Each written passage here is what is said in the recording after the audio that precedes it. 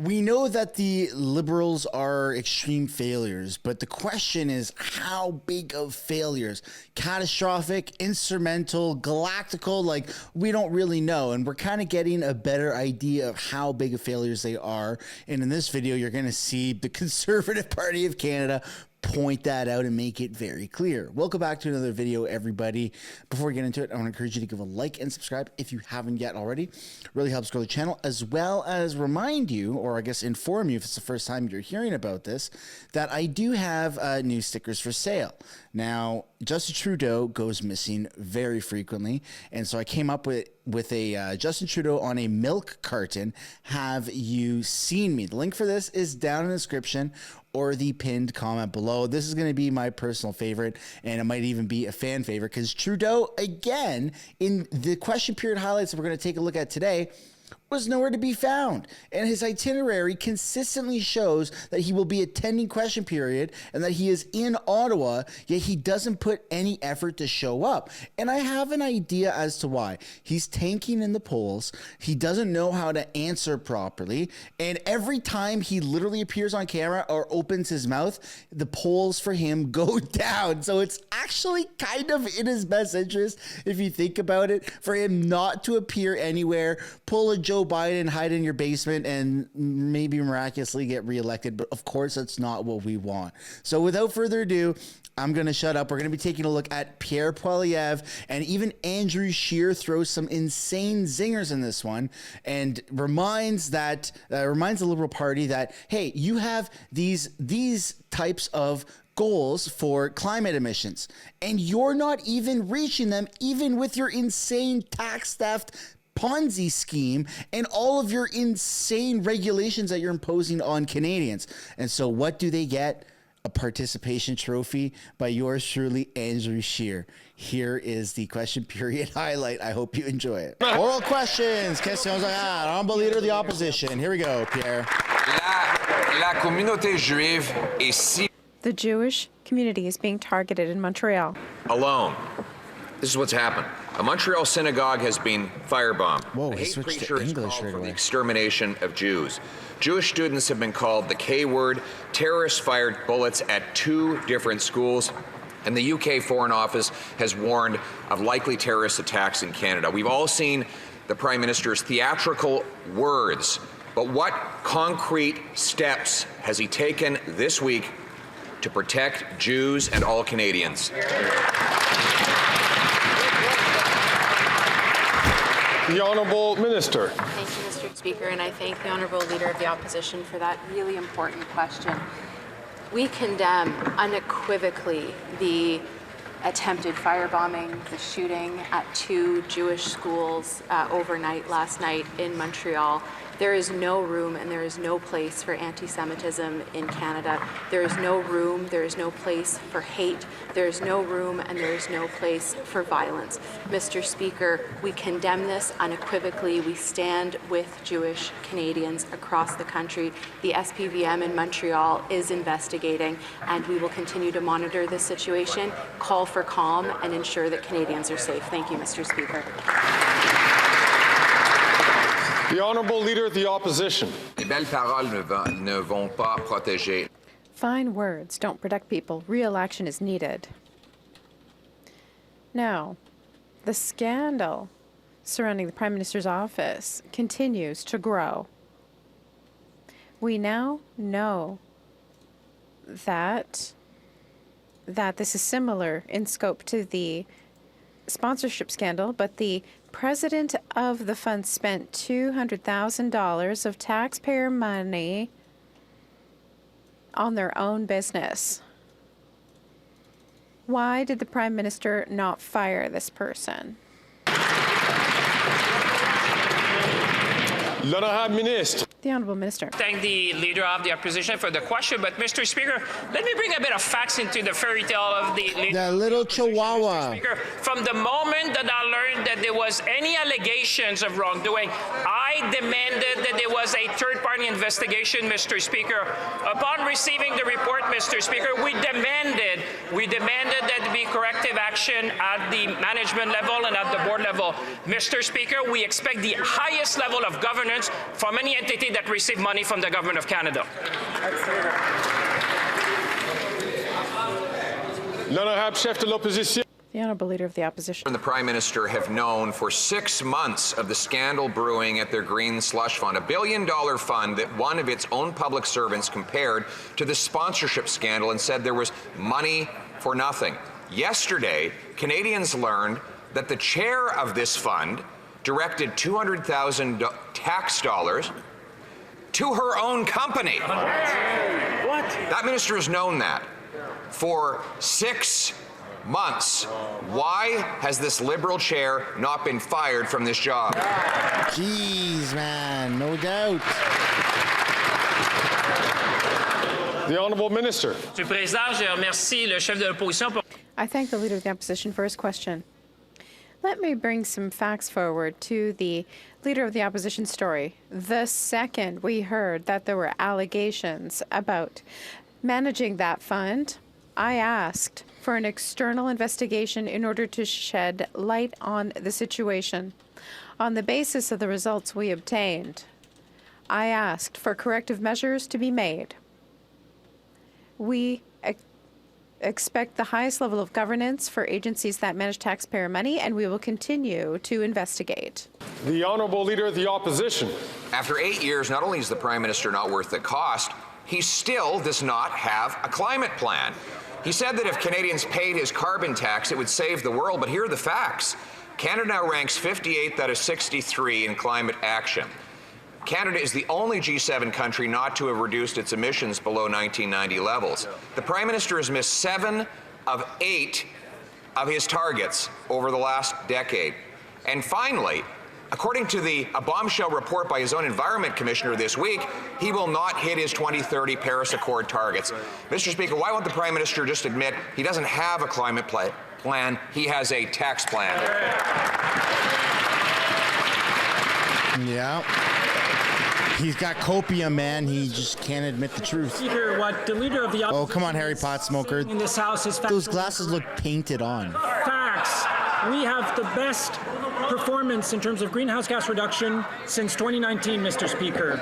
Fact, we have a plan that has been applauded by environmental organization, research organization, municipalities, even oil companies have applauded our climate plan, Mr. Speaker. And this morning in the Environmental Committee, the Commissioner to the Environment and Sustainable Development said that not only pollution pricing is working, but it is responsible for 30% of emission reduced in Canada since 2019. Thank you, Mr. Speaker. The Honourable Leader of bunch the of crap. Opposition. It's funny that he keeps focusing on 2019 and the year that followed, because that year was the only year in which emissions went down because the economy was locked down, Mr. Speaker. Every other of the 8 years this Prime Minister has been in power, he has missed his emissions targets. He now ranks 58th out of 63 nations. He leads the only country in the G7 that has not reduced its emissions below 1990 levels. And his own Environment Commissioner says he will not hit his Paris targets. So, will they finally admit that after 8 years, this carbon tax is all pain and no gain?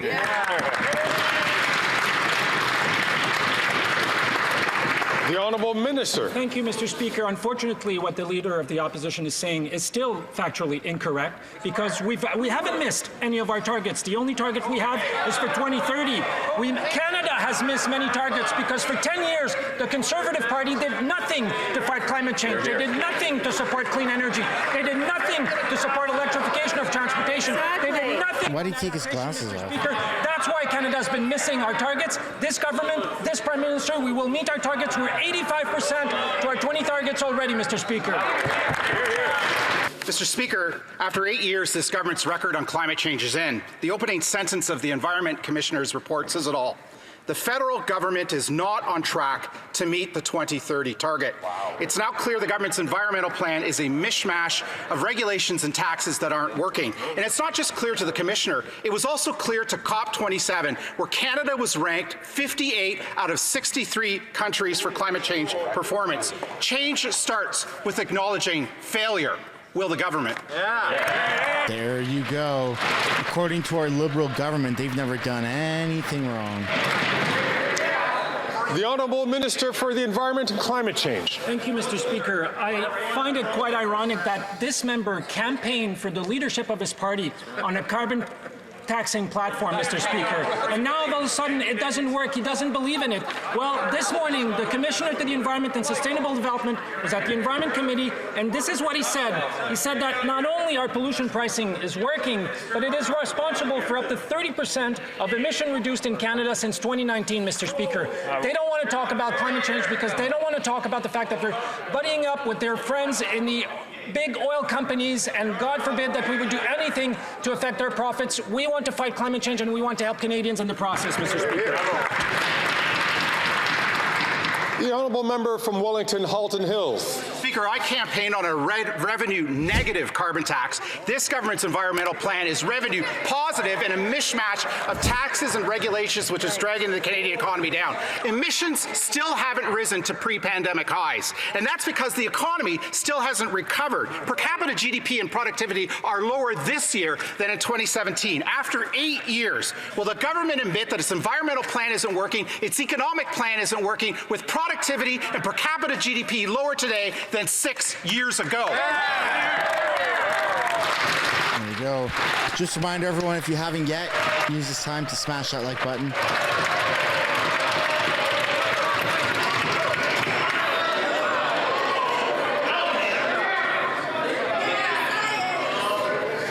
The Honourable Minister. Mr. Speaker, we will take no lessons from these conservatives, Mr. Speaker. Mr. Speaker, what I'm surprised about, not only do they not have a climate plan, they don't even have an economic plan, Mr. Speaker. Their only plan is to cut services, cut investment, cut programs in Canada. Mr. Speaker, I have some piece of good news for you, Mr. Speaker. Today, the OECD ranked Canada third in the world for foreign investment attraction, Mr. Speaker. All that is working. We're creating prosperity. We're creating jobs. We're building. I may not like them. I may disagree with him on many things, but boy, oh boy, does he bring enthusiasm to the table. Way more than Trudeau. The Honourable Member from Regina Capel. They can huff and they can puff, but their carbon tax house is falling down because it was built on two pillars which have completely collapsed. The first, that it is revenue neutral. Well, the Prime Minister's own budget watchdog has said that Canadians pay far more in the tax than anything they hope to receive. The second is that it would allow the government to hit their own emissions targets. Well, the Liberal-appointed Environment Commissioner confirmed this week that they have no hope of hitting their targets even with the carbon tax. So after 8 years of failure, will the Prime Minister put his ego aside, admit he has a tax plan, not an environmental plan?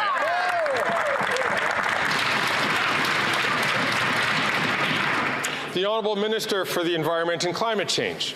Mr. Speaker, we're getting there. We're 85% of the way to meeting our 2030 targets. The Conservatives, man, are a vibe. Look at that. Pierre is standing up, laughing and clapping. House Speaker's going to mute the mic.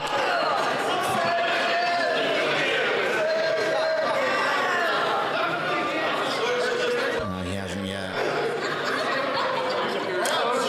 The Honourable Minister from the top, please. Thank you, Mr. Speaker. We are getting there. We're 85% of meeting our 2030 targets. But do you know what's worse than not even trying?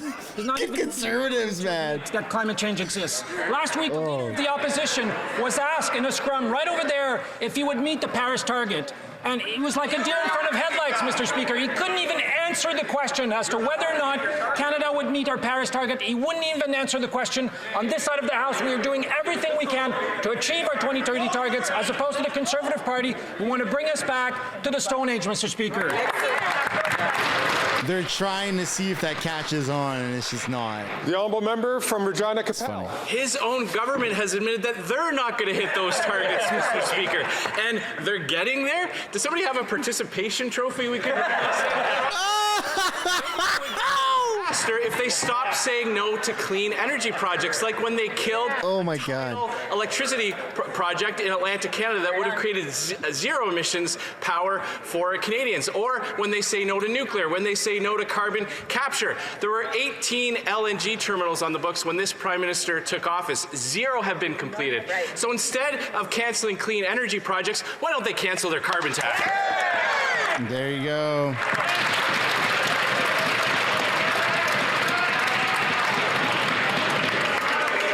Holy crap. Drop some W's in the chat for Andrew Scheer, man. He's underrated. He doesn't show up too much now. The honourable member. That was awesome. Resources. Thank you, Mr. Speaker. As is too frequently the case in this House, the member is just factually wrong. At the end of the day, the previous Conservative government got almost nothing built, including 0 LNG facilities, because it actually gutted the environmental assessment process. It paid no heed to environmental impacts. It did not have a climate plan. At the end of the day, we have put in place measures to ensure that we are going to see good projects go ahead going forward, including offshore wind in Atlantic Canada, battery manufacturing plants in Bécancour, the Volkswagen electric vehicle plant, Air Products hydrogen plant, and a whole range of other things. You have to have a climate plan if you want to have an economic plan. You have neither.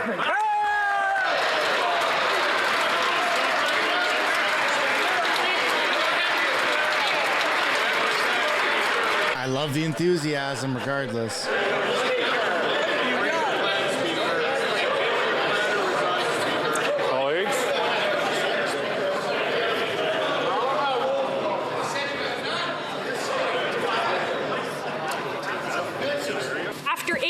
Of this Liberal Here you go, Melissa. The Prime Minister's own Environment Commissioner confirmed that he will not meet his targets. He missed 88% of it. Worse, they missed targets in 7 out of the 8 years they have been in power, and the only year they hit the targets is when the economy was shut down for COVID. Still, they insist on punishing Canadians with their carbon tax chaos. So why are these Liberals burying their head in the sand and pretending like the carbon tax is working when Canadians know it isn't? That is very truthful. The Honourable Minister for the Environment Pride, and ego. Change. Thank you, Mr. Speaker. I would invite my colleagues. Some of the reasons why they won't admit it. Proceedings from the Environment Committee this morning, where the Commissioner to the Environment and Climate Change said that not only carbon pricing is working, but it's responsible for 30% of the emissions we've seen in Canada since we've took office, Mr. Speaker. Nothing that would have happened under the Conservative Party. His lips are moving faster than his brain. Change. They had no plan to develop the economy. They had no plan for renewable energy, for clean electricity, for electrification of transportation. That's why Canada is so far lagging behind other countries. We're playing catch up, Mr. Speaker, but thanks to all of our efforts, we're getting there. No thanks to the Conservative Party. Bank of Canada said carbon tax is creating inflation. Speaker, nobody believes them anymore. They lean on a tax that punishes Canadians that won't meet their own targets. They say no to carbon capture and storage. The Environment Minister himself opposes nuclear. They've delayed approvals to 25 years to mine the minerals we need to get cleaner power. They are tax collectors in 58th place out of 63 countries on climate change. Will they save us the sanctimony, stop killing clean energy projects, and cancel their failed and now selectively applied carbon tax?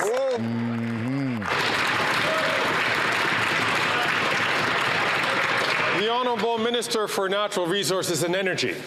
As I've said before in this House, people may be entitled to their opinions, but they are not entitled to their own facts. The Commissioner this morning actually said that it is effective. Wow, if only he listened to his own advice. You get this person gets her facts, but at the end of the day, the facts are the facts are the facts.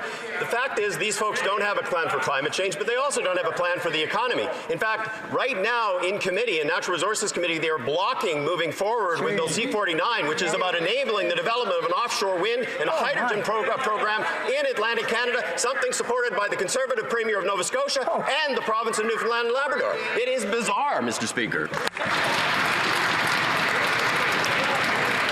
It's happened on a couple of occasions today, and I'd like to remind all members that to make sure that they direct their comments through the chair and not directly to other members. Mr. Speaker, last June, the Conservative member from New Brunswick Southwest attended a meeting in England held by the International Democracy. Why did it zoom in on his face like that? Institute, a right-wing Hungarian think tank. I'm going to ask the member to try to get to the point as if this relates to government business or to committee chair business. This guy is not fit to be a politician, man. Published a paper quoting the stakes of the Russia-Ukraine war are not Ukraine's sovereignty, but the victory of NATO, the expansion of the U.S. deep state, and wokeism. Coincidentally, for weeks, Conservative MPs have been blocking the modernized trade agreement with Ukraine. Can the minister explain why this agreement is so important for Ukraine?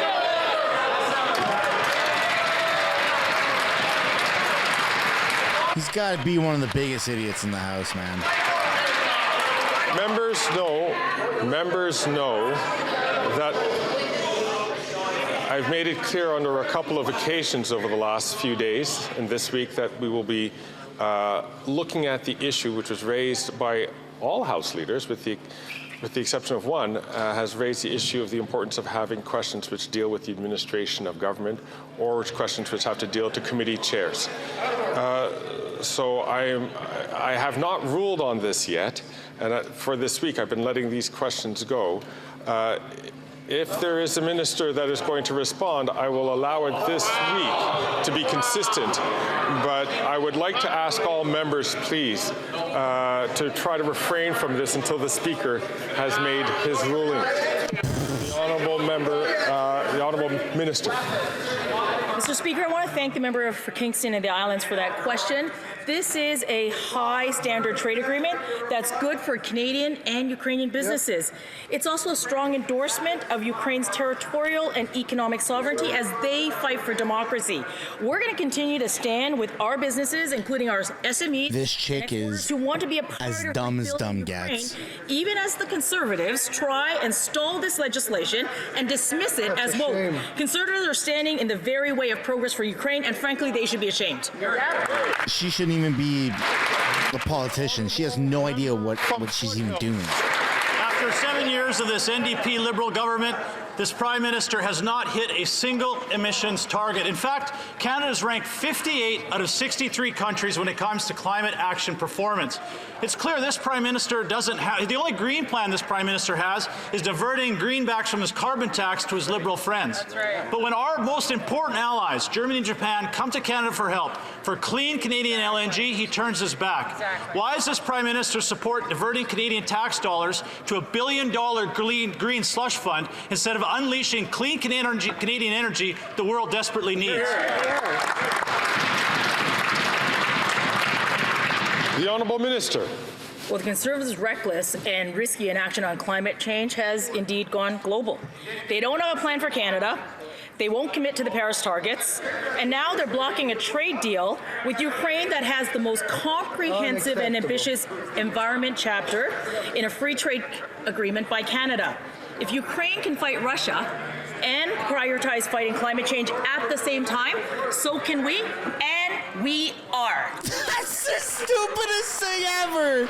Drop bombs out of recycled material. The minister is clearly misleading Canadians. So the Liberals don't have an environment plan. What they have is a political agenda. Oh my God. There's 2 carbon tax punishing Canadian families, which we know now does not reduce emissions. But when his polls plummet in Atlantic Canada, he can remove the carbon tax from home heating oil, the energy source with the highest emissions. Well, at the same time, the Liberal Environment Minister, under a wave of red tape, kills a tidal energy project which would have provided clean electricity for the East Coast. Yeah. So why is the Prime Minister killing clean Canadian energy while his carbon taxes force Canadians to freeze in the dark? Exactly. Great question.